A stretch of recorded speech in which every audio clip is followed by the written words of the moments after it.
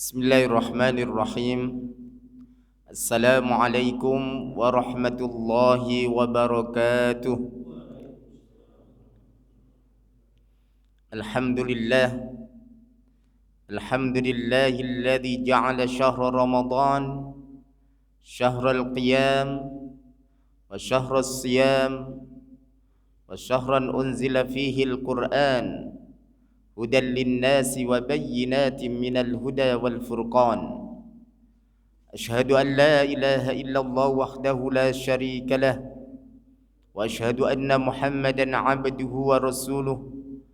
Allahumma salli wa sallim ala habibina wa maulana Muhammadin sallallahu alaihi wasallam wa ala alihi wa sahbihi ajma'in. Amma ba'd. Hadirin jamaah mu'takifin yang dirahmati Allah Subhanahu wa taala. Alhamdulillah, pada malam hari ini Allah masih memberikan nikmat kepada kita, masih memberikan kesehatan dan juga hidayatut taufik berupa Islam wal iman, sehingga kita rela untuk melaksanakan i'tikaf walaupun dalam kondisi malam, walaupun dalam kondisi ngantuk-ngantuknya, walaupun dalam kondisi habis kenyang itu biasanya ngantuk. Tapi karena kita ingin menghidupkan sunnah Rasulullah sallallahu alaihi wasallam dan juga karena hidayatut taufik dari Allah Subhanahu wa taala, maka yang namanya ngantuk kita lawan. Yang namanya kenyang bikin ngantuk kita kuat-kuatkan ke masjid, hanya ingin mencari ridha Allah Subhanahu wa taala dan dicatat sebagai hamba yang syakirun. Kita harus senantiasa mensyukuri nikmat Allah Subhanahu wa taala karena kita diberikan jasad yang utuh beserta fungsinya. Kalau kita mau muhasabah, saudara kita yang pingin banget ketemu Ramadan tapi Allah menakdirkan beda, diambil duluan jadi tidak bertemu dengan Ramadan. Ada juga orang yang pingin bulan Ramadan ketemu bulan Ramadan tapi tidak bisa mengisi dengan ibadah di bulan Ramadan dikarenakan sakit dan lain sebagainya. Ada juga orang yang diberikan kesehatan, diberikan kesempatan ketemu dengan bulan Ramadan, diberikan kesehatan, tapi tidak bisa memaksimalkan, bahkan lari dari perintah Allah dan Rasulnya. Na'udzubillah, summa na'udzubillahi min dzalik. Semoga kita termasuk yang terakhir diberikan kesempatan oleh Allah ketemu dengan bulan Ramadan, diberikan kesehatan dan kita bisa mengisi di bulan Ramadan dengan memperbanyak ibadah dan memaksimalkan ibadah di bulan Ramadan. Amin amin ya rabbal alamin. Selanjutnya salawat dan salam tercurahkan kepada junjungan kita Nabi besar Muhammad sallallahu alaihi wasallam, kepada keluarganya, para sahabatnya, para pengikut-pengikutnya, dan semoga kita semuanya yang hadir di sini diberikan kemudahan oleh Allah Subhanahu wa taala dan kelak fi yaumil akhir diberikan syafaatul uzma dari baginda Rasulullah sallallahu alaihi wasallam. Amin amin ya rabbal alamin. Hadirin yang dirahmati Allah Subhanahu wa taala, di dalam kitab Lataiful Ma'arif, kitab Lataiful Ma'arif itu karangan Ibnu Rajab Al-Hambali, dikatakan bahwa ahlul kubur pada bulan Ramadan itu pingin sekali dikembalikan ke dunia. Jadi ahlul kubur yang sudah meninggalkan kita, tetangga kita, saudara kita, atau pasangan kita dan lain sebagainya yang sudah mendahului kita, itu pingin kembali lagi ke dunia ketika bulan Ramadan. Kenapa mereka pingin kembali lagi ke dunia? Karena pingin memaksimalkan, pertama pingin mengisi ibadah di bulan Ramadan dan memaksimalkan ibadah di dalamnya. Akan tetapi sekali lagi, ketika kematian sudah memisahkan jasad dari ruhnya, maka tidak bisa kembali lagi. Ketika orang itu sudah meninggal, maka tidak bisa hidup lagi ke dunia ini, kecuali meninggalnya mati suri. Mati suri itu bagaimana? Sebenarnya belum meninggal, tapi banyak tanda-tandanya yang menunjukkan meninggal. Saya punya nenek, tapi nenek jauh. Udah lama meninggal, kurang lebih 10 tahun yang lalu. Udah tua banget. Itu mati suri, Pak.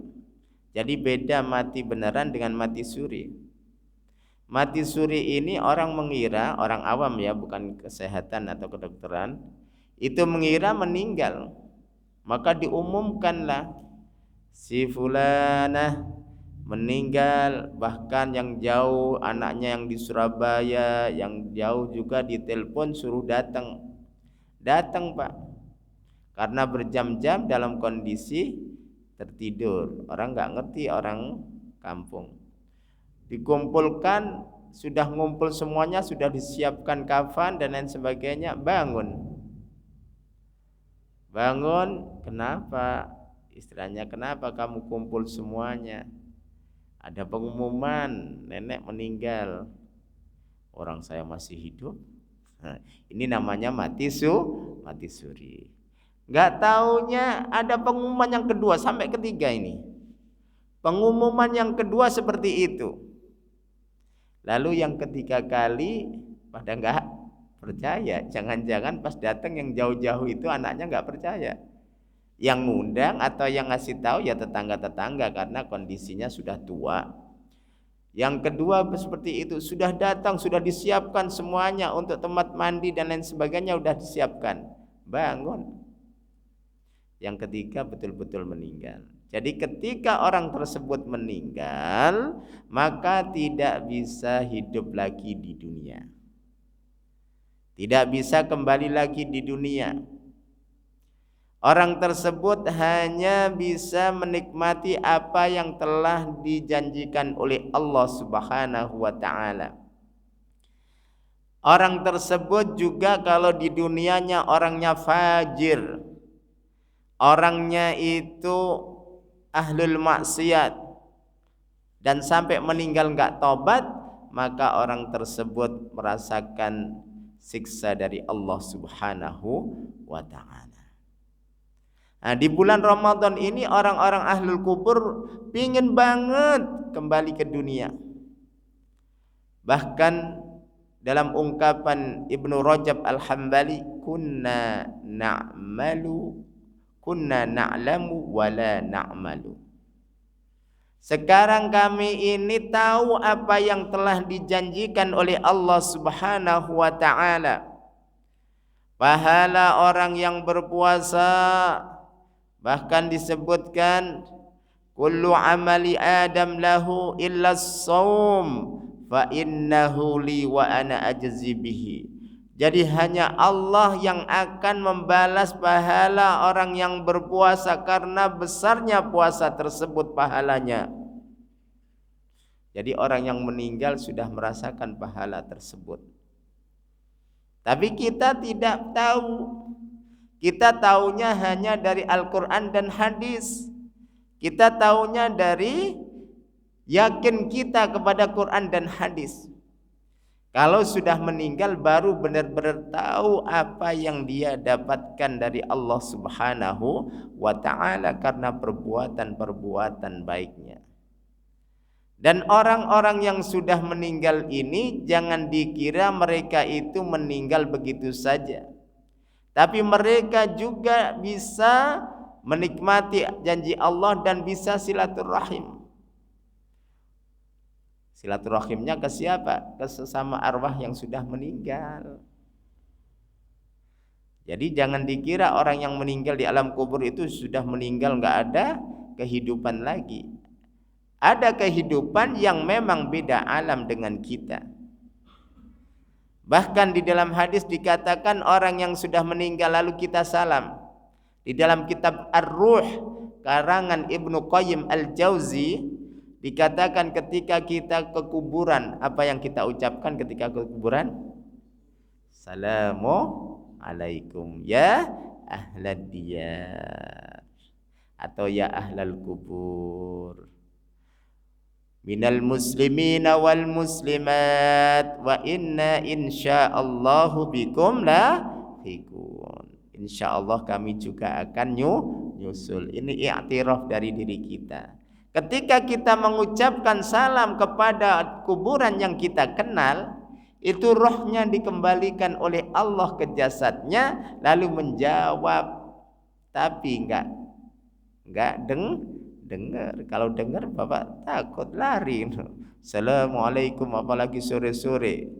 Assalamualaikum ya ahlad diyar. Langsung dijawab waalaikumsalam. Ini kan suaranya itu lari, tapi enggak dengar. Kita harus yakin bahwa rohnya ini dikembalikan ke kuburan, ke jasad tersebut lalu jawab, tapi jawabnya enggak kedengaran oleh kita. Di dalam kitab Ruh dikatakan seperti itu.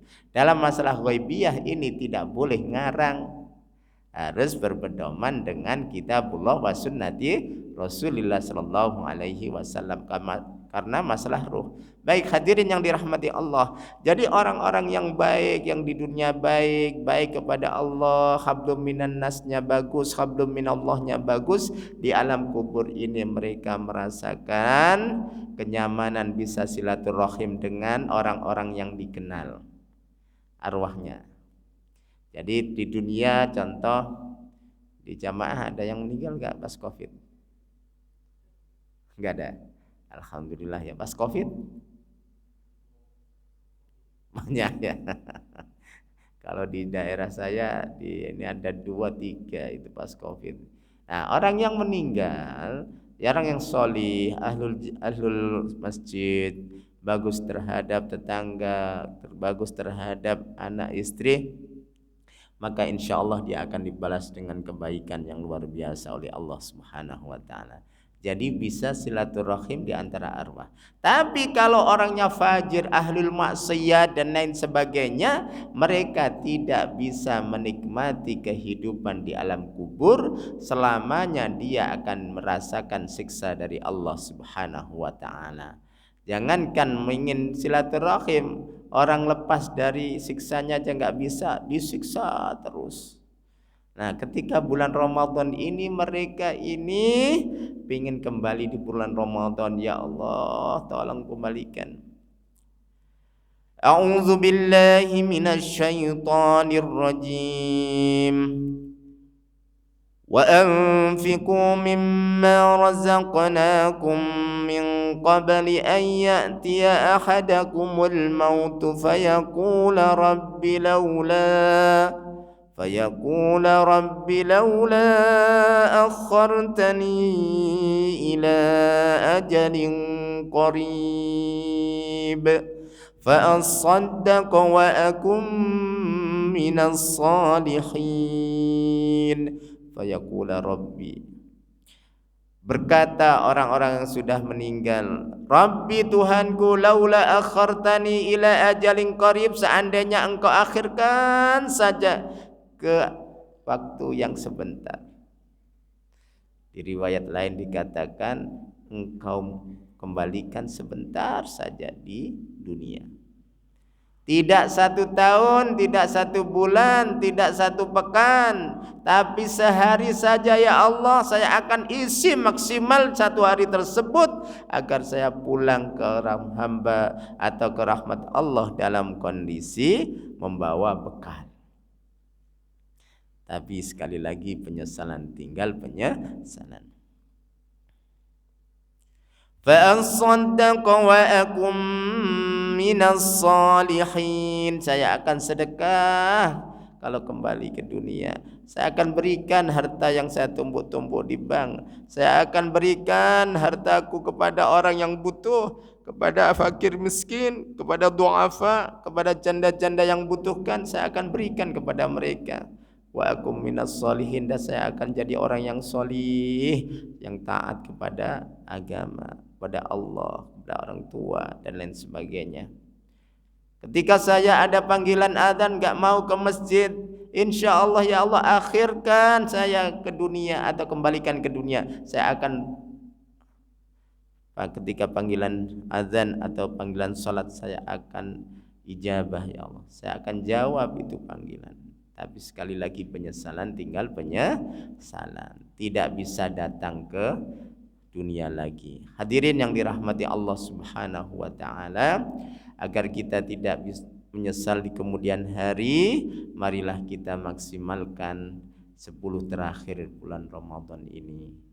Kita sudah melewati 2/3 bulan Ramadan, tinggal 1/3. Kalau sudah masuk 1/3 ini kelihatan cepat, ya, cepat sekali. Maka mari kita maksimalkan seperti ini dengan i'tikaf. Kita sambut Lailatul Qadar ini dengan i'tikaf. Kita sambut Lailatul Qadar dengan banyak membaca Al-Quran. Kita gapai Lailatul Qadar dengan banyak zikir. Kita gapai Lailatul Qadar dengan banyak doa kepada Allah Subhanahu wa taala. Kenapa disebut Lailatul Qadar? Lailatul Qadar itu lebih baik daripada 1000 bulan dikarenakan di situ turun Al-Qur'an. Jadi Al-Qur'an yang disebut kalamullah ini yang bisa memuliakan malam tersebut. Ketika Al-Quran ini diturunkan, maka waktu itu menjadi mulia. Ketika tempat itu digunakan untuk turun Al-Quran, tempat itu akan mulia. Ketika seseorang itu mendapatkan kalamullah, orang itu akan mulia. Contoh baginda Rasulullah SAW. Beliau ini mulia karena diberikan Al-Quran kepadanya oleh Allah Subhanahu wa ta'ala. Bahkan kemuliaannya tidak hanya kepada makhluknya saja. Paling mulia di antara para nabi siapa? Nabi Muhammad sallallahu alaihi wasallam. Paling mulia di antara para rasul siapa? Nabi Muhammad sallallahu alaihi wasallam. Paling mulia di antara ulul azmi siapa? Baginda Rasulullah sallallahu alaihi wasallam. Kenapa begitu mulia baginda Rasulullah sallallahu alaihi wasallam? Karena di hatinya ada Al-Qur'an, ada kalamullah.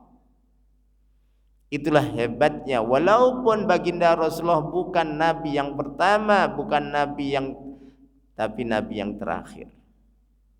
Tapi beliau penghulu para nabi. Hebatnya karena diturunkan Al-Quran.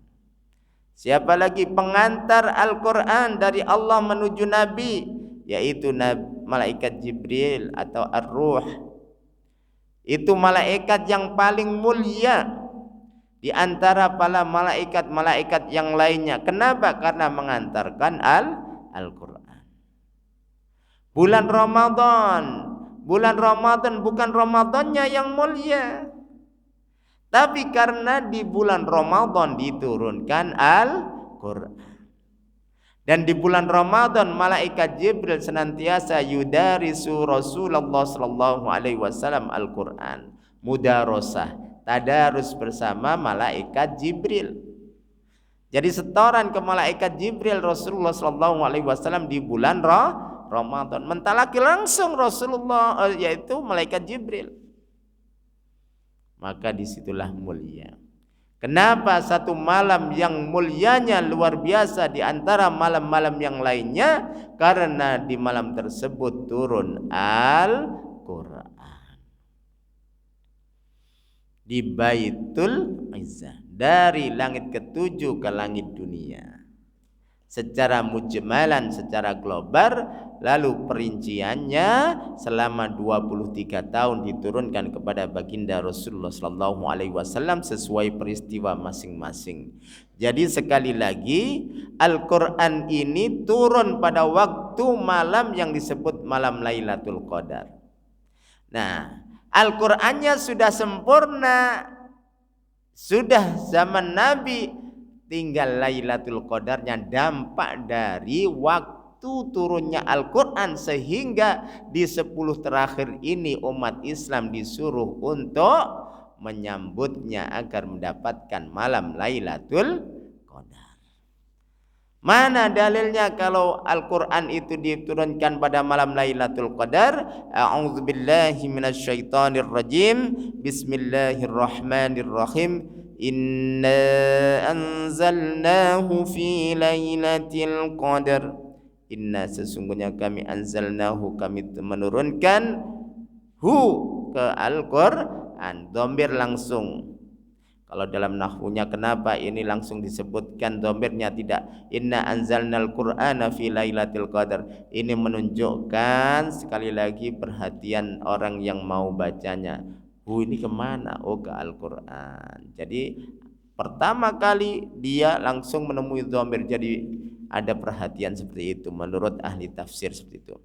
Hadirin yang dirahmati Allah Subhanahu wa taala, jadi ketika kita tahu Al-Quran itu bisa memuliakan manusia, bisa memuliakan waktu, bisa memuliakan tempat, maka kita harus muliakan Al-Quran agar kita menjadi orang yang mulia, khususon di bulan Ramadan 10 terakhir.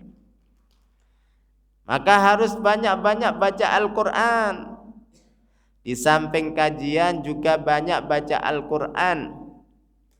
Kalau Imam Malik dulu Pak, di bulan Ramadan itu pelajaran hadis. Imam Malik terkenal hadisnya, punya kitab namanya Muwatta, yang ketika itu Imam Syafi'i ketika mau belajar sama Imam Malik sudah hafal kitab Muwatta. Jadi selain bulan Ramadan mengajar hadis, tapi ketika bulan Ramadan fokus kepada Al-Quran, baca Al-Quran, kajian Al-Quran, membaca Al-Quran, menghafal Al-Quran, mengkaji Al-Quran, pastinya harus mengamalkannya. Itu Imam Malik. Apakah Imam Malik saja? Imam Syafi'i. Imam Syafi'i itu di bulan Ramadan bisa menghatamkan 60 kali khatam. Luar biasa kan? Ini bukan bohongan, benar. Muridnya yang menceritakan, bukan Imam Syafi'i. Kalau Imam Syafi'i sendiri menceritakan takut riya. Jadi muridnya menceritakan Imam Syafi'i di bulan Ramadan menghatamkan 60 kali.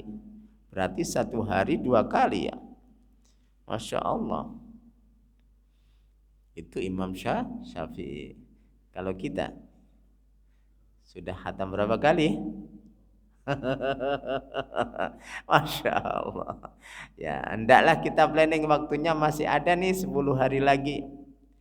Insya Allah kita fokus. Kalau sudah liburan kerja, Ustadz saya akan kerja siangnya, jadi malamnya kurang fokus. Kerja di kantor nggak bisa diganggu gugat, di depan laptop, depan kerjaan dan lain sebagainya.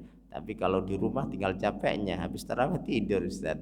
Ya udah nanti pas libur dikejar ya. Hadirin yang dirahmati Allah Subhanahu wa taala, jadi marilah kita muliakan Ramadan dengan memperbanyak Al-Qur'an, dengan memperbanyak baca Al-Qur'an. Kalau kita bisa memplanning, insyaallah 1 kali khatam bisa tercapai. Caranya bagaimana?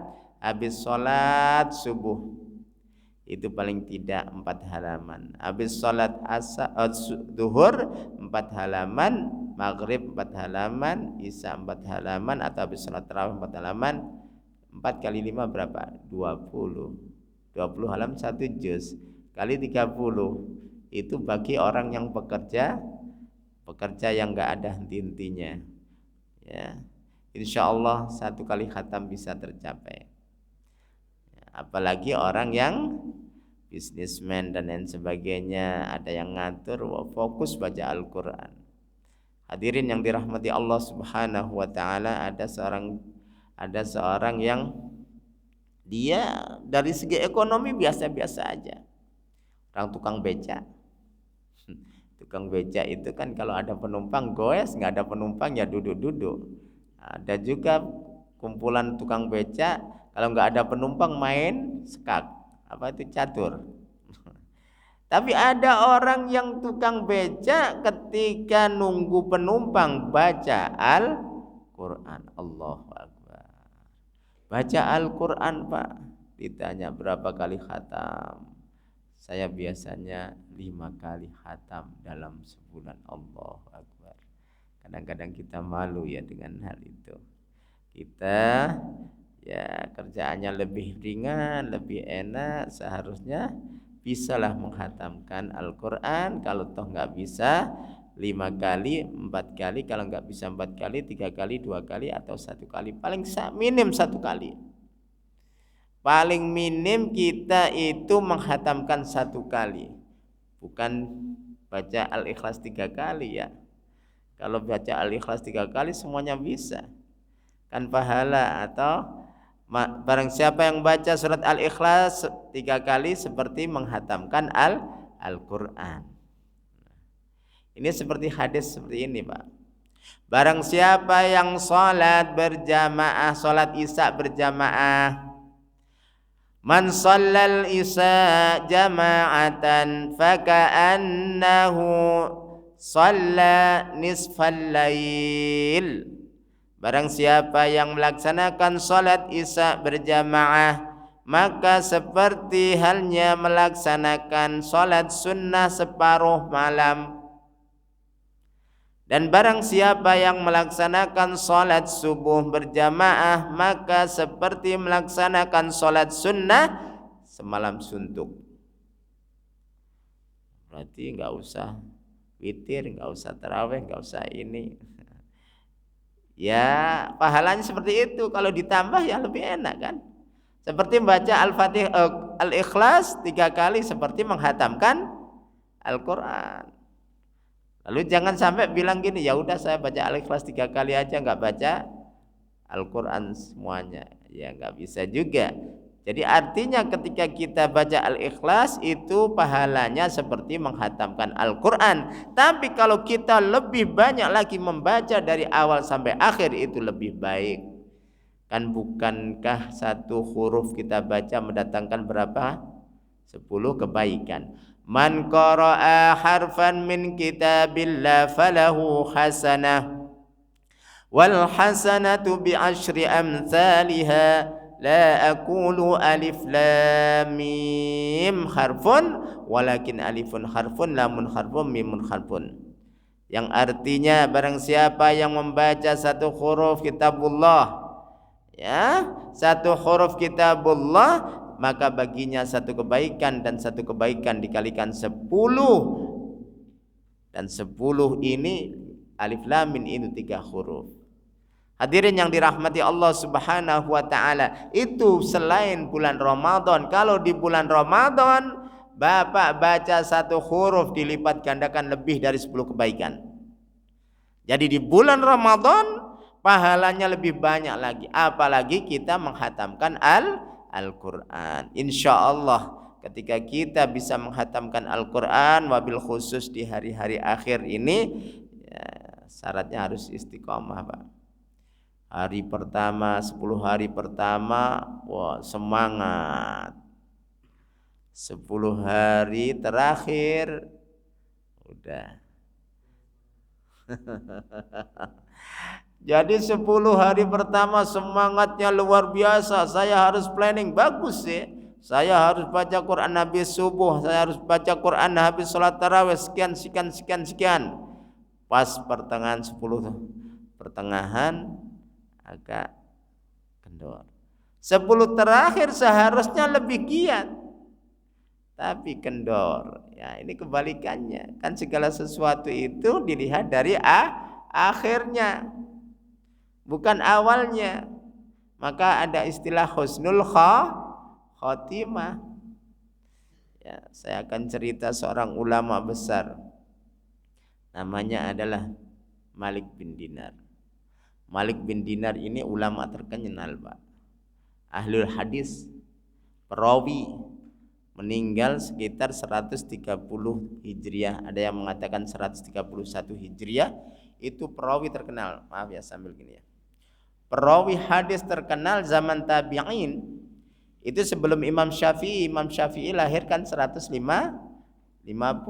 meninggal tahun 204 Imam Syafi'i Hijriah ya. Imam Syafi'i itu lahir tahun 150 Hijriah, meninggal 204 Hijriah, berarti umurnya 54 tahun. Nah, Imam Malik bin Dinar ini seorang tabi'in. Tabi'in itu apa sih? Tabi'in itu orang yang tidak bertemu dengan Rasulullah, tapi bertemu dengan para sahabat saja. Apakah ada orang yang tidak bertemu dengan Rasulullah hidup sezamannya? Ada. Tidak disebut tabi'in, tidak disebut sahabat. Hidup sezaman tapi tidak ketemu dengan Rasulullah sallallahu alaihi wasallam. Siapa itu? Uwais Al-Qarni. Uwais Al-Qarni ini bukan sahabat walaupun hidup sezaman. Kenapa? Karena belum ketemu dengan Rasulullah walaupun sezaman. Ada juga hidup sezaman ketemu tapi nggak masuk Islam, juga tidak disebut sahabat. Siapa? Abu Jahal. Abu Jahal, Abu Lahab tidak disebut sahabat walaupun ketemu bolak-balik. Ya, hidup sezaman dan karena tidak Islam. Abu Thalib pamannya Rasulullah sallallahu alaihi wasallam tidak disebut sahabat, maka enggak boleh Abu Thalib radhiyallahu anhu paman Rasulullah. Boleh enggak? Enggak boleh. Karena bukan muslim. Enggak boleh doakan kebaikan untuk orang non muslim. Kalau hidayah boleh, Pak. Contoh masih hidup ada orang non muslim. Dia itu bagus tapi belum muslim, ya Allah berikan hidayah ya Allah. Dikasih zakat juga boleh, biar ta'liful qulub ya. Baik hadirin yang dirahmati Allah Subhanahu wa taala, jadi Malik bin Dinar ini dulunya itu kana sultian. Beliau ditanya langsung. Ini di dalam kitab At-Tawwabin karangan Ibnu Qudamah. Dijelaskan bahwa Malik ibnu Dinar ini ditanya oleh seseorang, kenapa kok bisa taubat? Pertama, beliau ini dulu masya Allah surti itu tentara. Mohon maaf kalau ada tentara ya, bukan ini. Tentara banyak yang bagus loh ya. Tentara banyak yang bagus. Juga polisi juga banyak yang bagus. Jadi karena surtian Malik bin Dinar ini surti itu tentara. Tapi tentara yang masya Allah tangan besi, suka minum minuman keras. Minum minuman keras itu sebuah hobi. Hobinya minuman keras. Kalau hobi makan sih nggak masalah. Makan sate, makan bakso enak. Hobinya minuman keras. Kalau orang dulu itu Pak, kalau minuman keras itu masya Allah sampai ada syair yang mengatakan, seandainya saya mati nanti tolong tanam anggur di makam saya agar saya bisa menikmati anggur itu dari akar-akarnya. Sampai seperti itu kegilaan mereka dalam masalah khomer. Khomer itu kan dari anggur. Jadi difermentasi dan lain sebagainya sehingga seperti itu. Makanya ada istilah anggur apa? Nama-nama anggur merah atau apalah. Itu dari anggur difermentasi. Lah, orang dulu itu sampai gilanya, ya memang orang sudah meninggal itu nggak ada urusan dengan hidup. Jadi dia bilang, nanti tolong ditanam anggur biar saya bisa merasakan anggur tadi dari akarnya. Sampai seperti itu. Hadirin yang dirahmati Allah, Malik bin Dinar itu seorang pemabuk. Pokoknya kemaksiatan pernah dilakukan lah, pezina dan lain sebagainya. Suatu ketika beli jariyah. Jariyah itu budak perempuan. Nafisah yang mahal harganya. Pasti kalau mahal ya cantik. Lalu punya anak lah. Jadi jariyah atau budak itu boleh Pak dimiliki. Boleh dimiliki. Adalah ya. Dimiliki itu ya kayak istrinya. Nah, kalau nanti jadi anak, anaknya itu nanti merdeka, bukan budak. Nah, Malik bin Dinar beli jariyah. Jariyah itu budak perempuan cantik, terus ada anak. Artinya punya anak dari jariyah tersebut. Pas lucu-lucunya dengan munculnya anak ini, kemaksiatannya berkurang, imannya bertambah. Muslim tapi banyak maksiat. Jadi fasik lah istilahnya. Ketika ada anaknya baru gede, semakin sayang, semakin sangat. Faghasyafaha. Wasyafaha itu sayangnya luar biasa ke anak kecilnya karena satu-satunya, lucu-lucunya dia semakin hari semakin imannya bertambah, kemaksiatnya berkurang. Bahkan ketika beliau ini mau minum khamar, diambil oleh anaknya yang masih kecil, dibuang, disiramkan ke bajunya. Gak marah karena sayang. Tapi umur 2 tahun Allah mentakdirkan beda. Lucu-lucunya dengan anak tersebut dia bisa berubah, artinya jadi baik, mengurangi minuman kerasnya, dosa-dosa yang lainnya itu dia nggak lakukan. Tapi umur 2 tahun diambil anak tersebut oleh Allah. Setelah diambil malah menjadi-jadi maksiatnya. Malik bin Dinar ini kok nggak adil Allah dan lain sebagainya. Wah, minum keras. Pokoknya pada waktu malam Jumat pertengahan Sya'ban, itu yang cerita Malik bin Dinar sendiri dalam kitab Ibnu Qudamah At-Tawwabin, bab At-Tawwabin. Tapi masalahnya tulisannya Arab, Pak. Tulisannya Arab, belum diterjemahkan. Ya.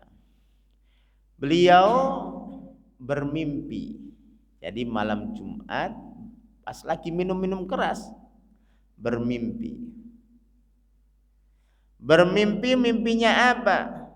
Mimpinya ini terjadi hari kiamat dan juga yaumul mahsyar.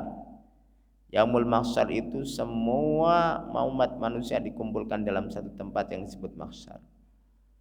Jadi semua manusia di situ, diantaranya adalah Malik bin Dinar ada di situ. Setelah ngumpul begitu banyaknya, tiba-tiba orang-orang itu hilang semuanya, tinggal sendirinya. Kan takut. Toleh kanan kiri, ke belakang tercana ada atin, bukan tinin ya, bukan atin, atinin. Tinin itu naga besar. Dalam mimpinya ya, sekali lagi dalam mimpi Malik bin Dinar pada malam Jumat, bermimpi seperti itu. Ketakutan karena di belakangnya itu ada naga besar berwarna hitam kebiru-biruan yang mau menerkam atau memangsa Malik bin Dinar. Lari Malik bin Dinar ini sekencang-kencangnya. Lalu di situ ketemu orang tua yang baju putih dan bau harum luar biasa. Malah minta tolong kepada orang tua tadi. Ya Syekh, tolong saya dari kejaran at-tinin, yaitu naga.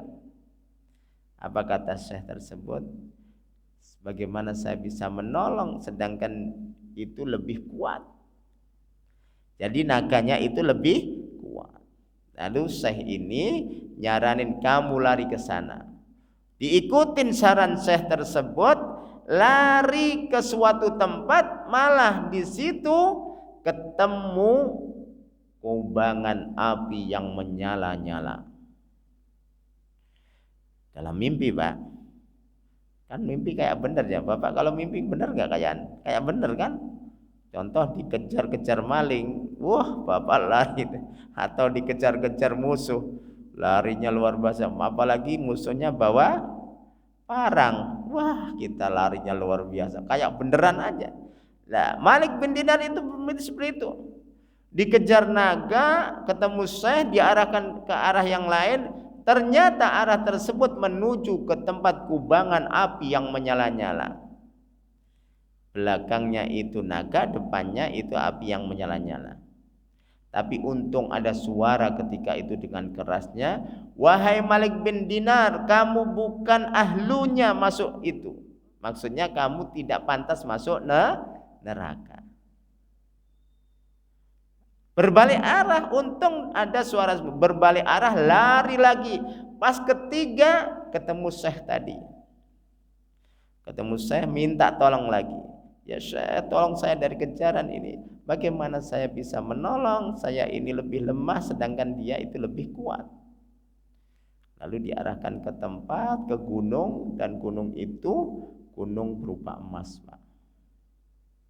Gunung berupa emas yang di dalamnya itu ada satir-satir, pokoknya indah banget.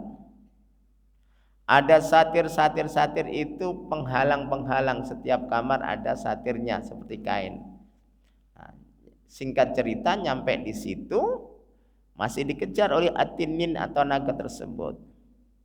Nyampe di situ tiba-tiba nggak bisa masuk kalau nggak ada izin. Lalu ada suara malaikat bilang, irfa'u astarakum, silakan dibuka satirnya, satir penghalangnya. Siapa tahu al-ba'is itu orang yang lagi celaka ini ada titipan yang di situ untuk menolongnya. Siapa itu? Anak kecil. Setiap satir buka sarofun lahu. Sarofun lahu itu mengucapkan kehormatan pada orang tersebut walaupun dia orang ahlul maksiat yang dikejar-kejar oleh naga. Setiap buka, ketemu anak 2 tahun. Kan anaknya meninggal duluan. Habis meninggal itu maksiatnya makin jadi-jadi. Anaknya ini umur 2 tahun ada di situ. Lihat bapaknya nangis anaknya. Karena kondisi bapaknya seperti itu. Lalu terjadilah percakapan bahwa anaknya di sini karena saya sekarang ini ditempatkan oleh Allah karena saya belum punya dosa untuk bisa menolong orang tua. Dari situlah anak tersebut mengulurkan tangannya ke kiri untuk narik ayahnya, ke kanan menyingkirkan naganya tersebut. Setelah itu kecapean Malik bin Dinar karena dikejar-kejar naga, istirahat di pangkuan anaknya 2 tahun tadi. Jadi kan meninggal dulu tuh ya, ketemu dalam mimpi. Jadi tidur di pangkuan anak tapi nggak bisa tidur, terjadilah percakapan. Wahai anakku, kamu kok bisa di sini? Saya sekarang berada di sini karena saya titipan dan ayah ikhlas ketika saya diambil ulul, tapi ikhlasnya masih nggak bisa menghilangkan kemaksiatannya. Oh, jadi anak kecil yang meninggal ini bisa bantu kita, Pak, nanti, Pak. Syaratnya ikhlas. Apalagi kalau nggak meninggal tapi jadi anak yang soleh, masya Allah. Nah, singkat cerita terjadi percakapan. Naga tadi siapa? Naga itu adalah amal ayah yang terus perbanyak dengan kemaksiatan. Semakin banyak maksiat, semakin besar naganya nanti. Lalu saya ketemu syekh yang tua, baju putih, harum wangi. Itu adalah amal perbuatan ayah. Ketika ayah ini berbuat maksiat banyak, maka amal baiknya semakin kecil, semakin tipis, semakin melemah. Singkat cerita terjadi percakapan gitu. Bangun sebelum subuh. Langsung teriak Malik bin Dinar dan taubatan, bertaubat kepada Allah Subhanahu wa taala. Ketika bertaubat, lalu beliau belajar sungguh-sungguh dari masyayikh dan lain sebagainya, dari sahabat dan sebagainya, sehingga menjadi ulama terkenal. Itu Malik bin Dinar. Jadi kalau masa lalu, ya sudahlah masa lalu. Masa yang akan datang mari kita lewati dengan baik. Hadirin yang dirahmati Allah Subhanahu wa taala, apa kaitannya cerita ini dengan Ramadan? Ini adalah bulan pengampunan. Makanya kita itu di bulan Ramadan 10 terakhir itu banyak doa. Doanya bagaimana? Allahumma innaka afuwun tuhibbul afwa fa'fu anna ya karim. Baca itu. Itu doa yang harus dibaca ketika menyambut malam Lailatul Qadar.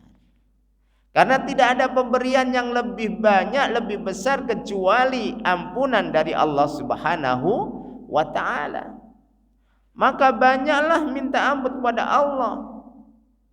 Allahumma innaka afun tuhibbul afwa fa'fu anna ya karim. Allahumma inna. Ya. Jangan malam-malam pakai toa. Dimarahin tetangga. Malam-malam jam 1. Allahumma innaka afuwun tuhibbul afwa fa'fu anna. Kata tetangga, ini orang lagi saya baru tidur teriak-teriak gitu.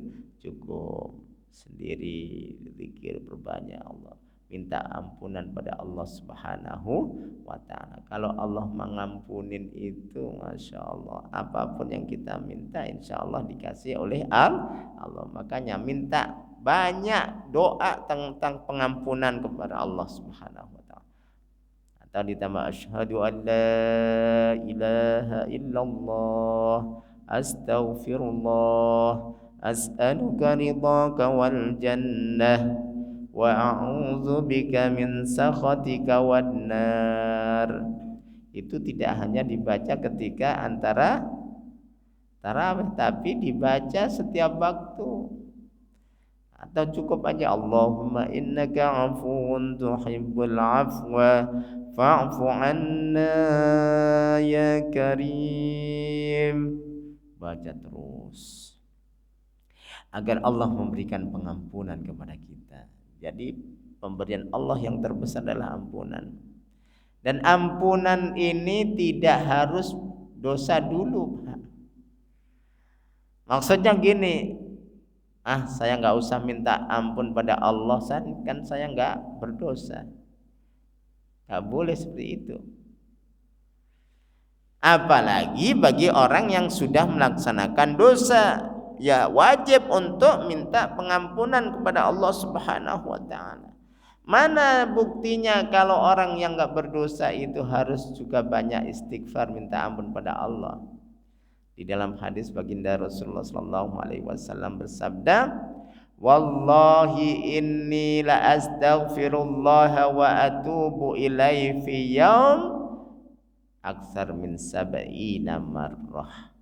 Demi Allah, saya itu membaca istighfar dan bertaubat kepada Allah dalam sehari semalam itu tidak kurang dari 70 kali. Itu baginda Rasulullah yang diampuni oleh Allah, yang dijamin masuk surga, yang dijaga dari kesalahan dan khilaf, masih istighfar 70 kali. Apalagi kita. Maka banyak-banyak istighfar, banyak-banyak mohon ampun pada Allah Subhanahu wa taala. Hadirin yang dirahmati Allah Subhanahu wa taala, apalagi ini di bulan 10 terakhir bulan Ramadan. Lalu setelah istighfar apa? Banyak doa.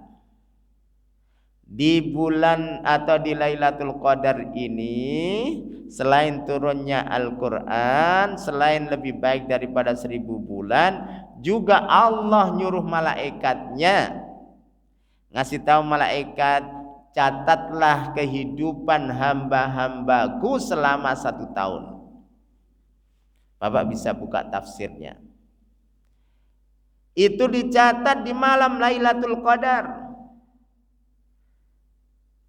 Kehidupannya selama 1 tahun yang akan datang dicatat si fulan. Bagaimana catatnya? Itu bermiliar-miliar. Itu mudah, yasir. Menurut Allah itu ya yasir, mudah. Makanya banyak doa di malam 10 terakhir, sesuai keinginan dan cita-cita kita. Ya Allah, berikan saya kemudahan untuk untuk haji, untuk apa? untuk umroh haji kan sekarang ini nunggunya berapa tahun, Pak? 15 tahun. Bahkan ada yang bilang 21 tahun. Nah, terus ditambah lagi Covid 2 tahun. Yang kemarin itu nggak jadi berangkat. Udah berapa tahun? Semakin numpuk kan? Tapi apakah bisa seseorang itu naik haji tanpa nunggu? Bisa. Ustaz, kalau duitnya banyak, kalau duitnya nggak punya, kita minta pada Allah. Haji plus berapa, Pak? 250. 250 haji plus. Itu pun nunggu setahun 2 tahun. Haji plus nunggu. Nah, teman saya nggak nunggu-nunggu. Masya Allah, itu pemberian yang luar biasa. Dia sudah nabung. Itu perkiraan dulu itu 10 tahun. Nunggu 10 tahun. Teman kuliah saya. Sekarang berada di mana itu? Irian apa? Papua. Dia dakwah di sana. Beliau ini udah nabung perkiraan 10 tahun lagi haji. Tapi dikencengin di 10 terakhir bulan Ramadan. Doa pengen haji secepatnya, Masya Allah. Doanya diijabahi oleh Allah. Tiba-tiba orang terpenting dekat gubernur itu nggak bisa bimbing haji karena sakit. Gubernurnya kenal sama teman saya ini. Nelpon langsung, akhi, antum bisa nggak badalin apa? Bimbing haji.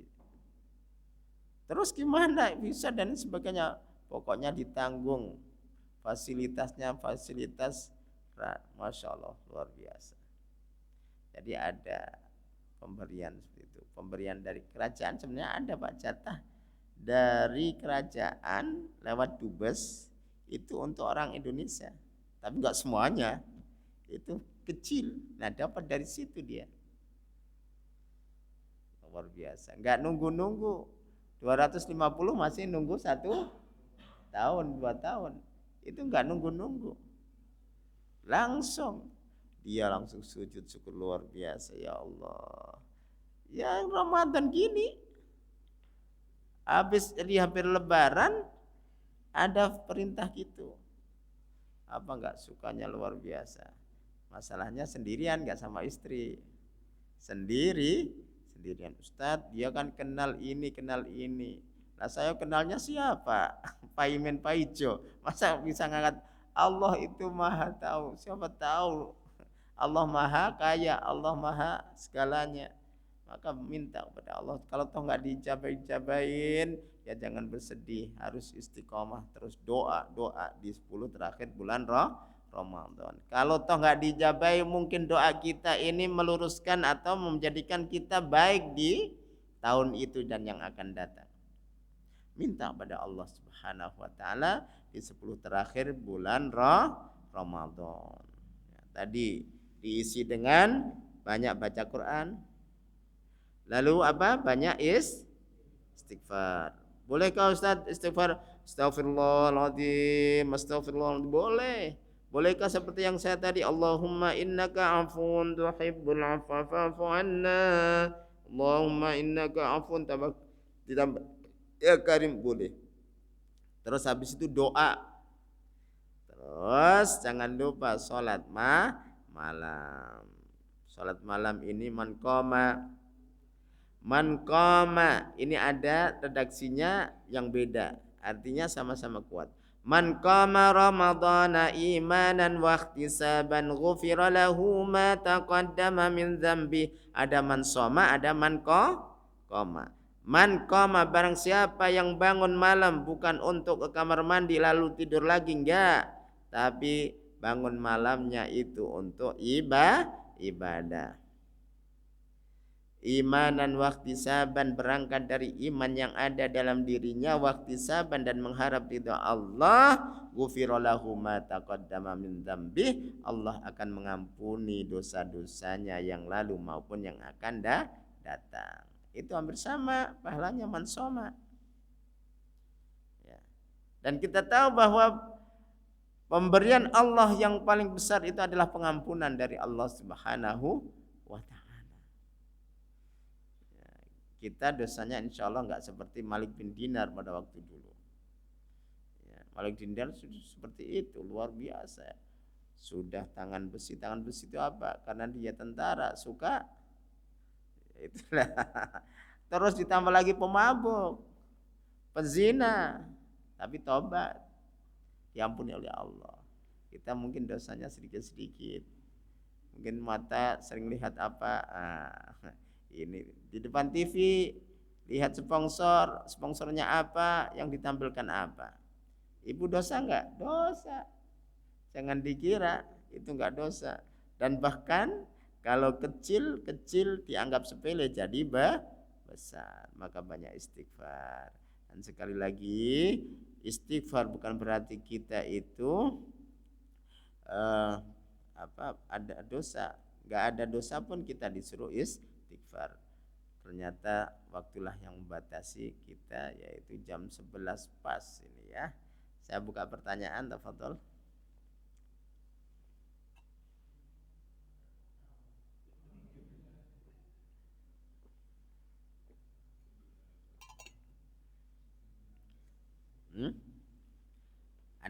Ada yang tanya? Enggak ada. Kalau nggak ada tanya itu ada dua pilihan. Yang dijelaskan nggak paham atau terlalu paham udah nggak usah tanya. Saking pahamnya udah nggak usah tanya, Ustaz paham. Atau karena penyebabnya ngantuk. Tapi insya Allah nggak ngantuk ya. Kalau toh ngantuk ya ngantuk sedikit-sedikit banyak ini. Baik. Iya silakan.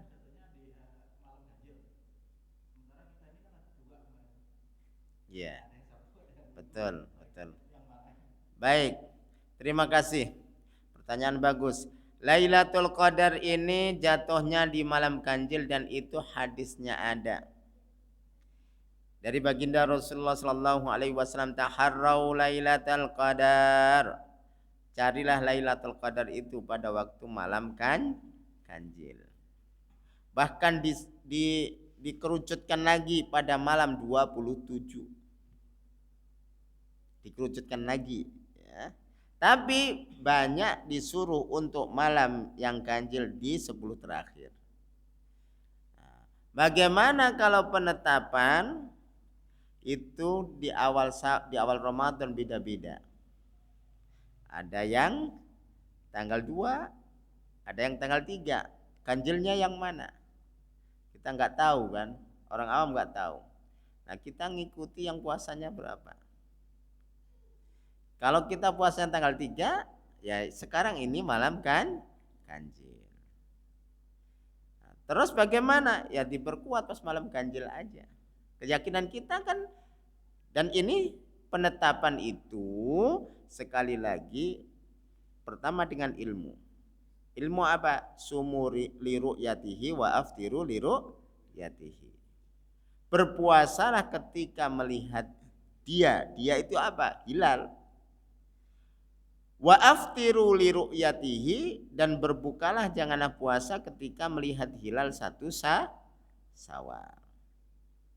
Nah, ketika kita mulai tanggal 3, maka pada malam ini itu malam ganjil. Keyakinan kita kan gitu. Ya inilah malam ganjil. Tapi juga jangan melupakan malam yang genapnya. Malam ganjil itikaf, malam genap sepi, nggak ada orang. Kan disuruh 10 terakhir bulan Ramadan untuk iktikaf. Jadi Rasulullah itu kalau 10 terakhir itu iktikaf ahya lailahu wa aiqadha ahlahu. Menghidupkan 10 malam terakhir dan juga tidak sendirian, dibangunkan keluarganya, anak dan istrinya.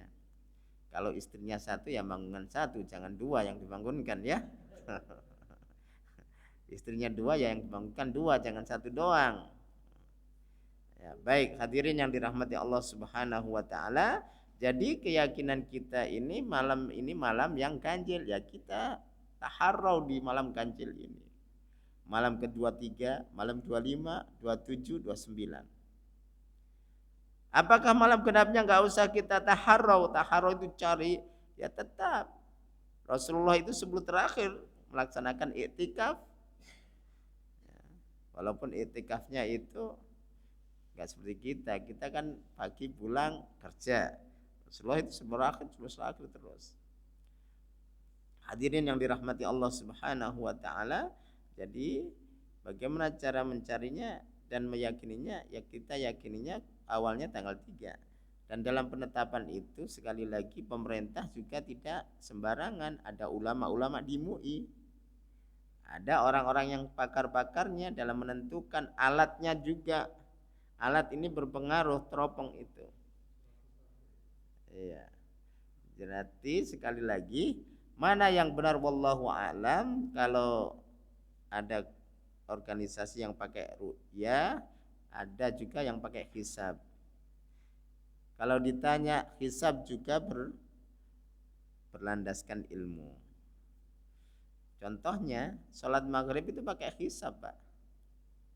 Sholat maghrib pakai hisab, penentuan jam 6, contoh suruk jam 5 berapa? 5:59 imsak, subuh waktunya itu pakai hisab. Jadi kalau ditanya, wah itu nggak pakai ilmu kalau hisab itu kan disuruh melihat ru'yah, sumuli ru'yati. Jadi kalau dua-duanya itu betul, kalau bisa ya dipadukan.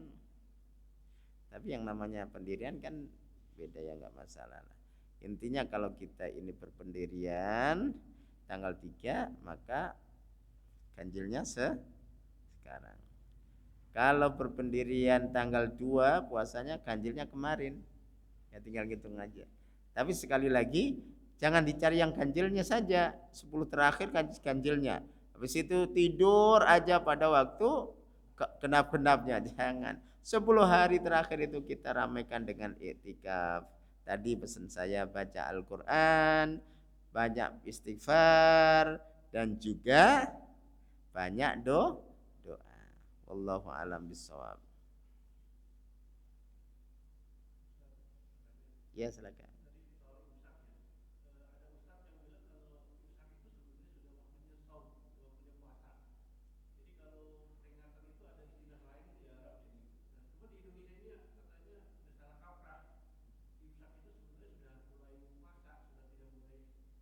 Ya. Baik, terima kasih. Di dalam Al-Qur'an Allah Subhanahu wa taala berfirman, A'udzu billahi minasy syaithanir rajim. Kulu washrabu hatta yatabayyana lakumul khaytul abyadu minal khaytil aswadi minal fajr. Kulu washrabu, makan dan minumlah.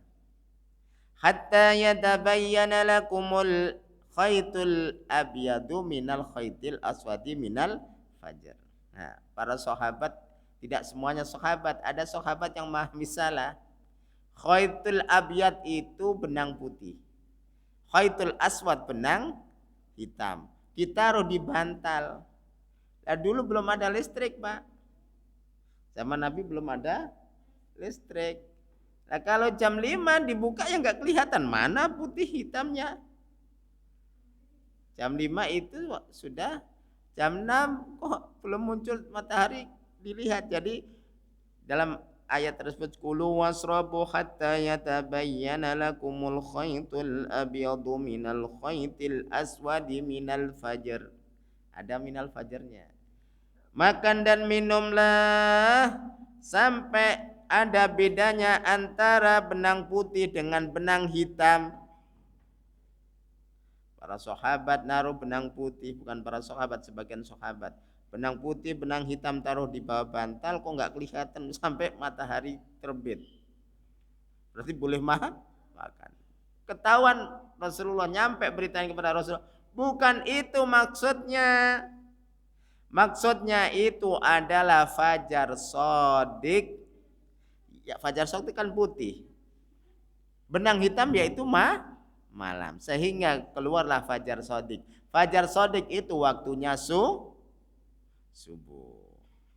Jadi subuh itu ketika adzan sudah nggak boleh. Adapun imsak itu ijtihad ulama, kehati-hatian ulama agar apa? Ada jeda. Ada jeda. Jangan sampai pas lagi makan, Allahu Akbar, gak ada imsak, dibuang. Kalau ada imsak kan ada tanda-tanda. Tanda-tanda wah imsak, hati-hati. Biasanya imsak itu 10 menit sebelum adzan subuh. Ada kehati-hatian. Jangan dicarakan juga, wah apa itu imsak, gak ada dalam Rasulullah di Madinah, gak ada. Emang gak ada. Tapi sekali lagi itu ijtihad ulama untuk kehati-hatian agar ketika nanti adzan itu sudah tidak makan, udah imsak sikat gigi dan lain sebagainya. Wallahu a'lam bishawab. Jadi sekali lagi, bolehkah makan ketika imsak? Masih boleh. Tapi jangan walaupun boleh makan terus sampai adzan. Adzan sudah nggak boleh Pak, jangan diteruskan. Saya pernah dengar itu. Adzan masih boleh, nggak boleh. Wah, nanti diteruskan sampai habis adzan. Waduh. Saya pernah dengar, jangan. Itu sudah muncul khaitul abyad atau fajar sodik. Fajar sodik. Nah, itu semuanya ditetapkan dengan hisab waktu-waktu itu ya. Tapi sekarang enak Pak, enggak seperti tahun sama waktu ayah saya kecil itu di kampung ya. Itu belum ada yang namanya TV, belum ada yang namanya HP yang sekarang canggih. Kan disetel waktu imsak sekian, waktu subuh sekian. Sampai ada orang jam 2 adzan. Kaget. Orang tua Pak, jam 2 adzan. Pas Ramadan. Loh, kirain jamnya sudah jam subuh. Salah jam. Jamnya salah, mati. Jadi kirain. Baik, hadirin yang dirahmati Allah. Jadi seperti itu. Imsak itu dari kata amsaka yumsiku, tahan. Bukan berarti nggak boleh makan ya. Tahan untuk kehati-hatian biar kita ketika adzan sudah tidak makan. Baik, ada pertanyaan lagi?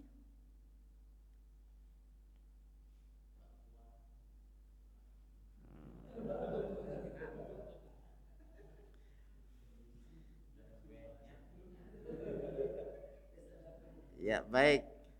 Cukup ya? Dari saya cukup sekian, kurang lebihnya mohon maaf. Mari kita tutup dengan istighfar. Astaghfirullahaladzim, astaghfirullahaladzim, astaghfirullahaladzim. Innallaha ghafurur rahim. A'udzu billahi minasyaitonir rajim. Bismillahirrahmanirrahim. Alhamdulillahi rabbil alamin, hamdan yuwafi ni'amahu wa yukafi'u mazidah.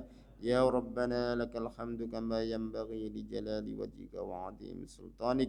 Allahumma salli ala sayyidina Muhammad wa ala alihi wa sahbihi ajma'in. Allahumma ighfir lana dhunubana wa liwalidina warhamhum kama rabbawna shighara. Allahumma ighfir lil muslimina wal muslimat wal mu'minina wal mu'minat al ahya'i minhum wal amwat. Allahumma a'inna ala dzikrika wa syukrika wa husni ibadatik. Allahumma ansur lil muslimina wal muslimat. Allahumma ansur lil muslimina wal muslimat. Allahumma ansur lil muslimina wal muslimat fi Palestin wa fi Suriah wa fi buldanil muslimin 'amah. Innaka ala kulli syai'in qadir, wa khususan fi biladina Indonesia hadza khassah. Allahumma sallimna ila Ramadan wa sallim lana Ramadan wa tasallamhu minna mutaqabbala. Allahumma innaka afuwun tuhibbul afwa fa'fu anna ya karim fa'fu anna ya karim fa'fu anna ya karim Rabbana zalamna anfusana wa illam taghfir lana wa tarhamna lanakunanna minal khasirin Rabbana atina fid dunya hasanah wa fil akhirati hasanah wa qina adzaban nar wa sallallahu ala sayyidina Muhammad wa ala alihi wa sahbihi wa sallam subhana rabbika rabbil izzati amma yasifun wa salamun alal mursalin walhamdulillahi rabbil alamin al-fatihah.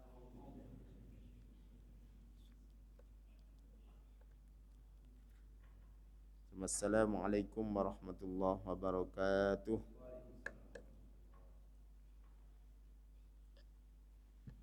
Saya nggak bisa nemenin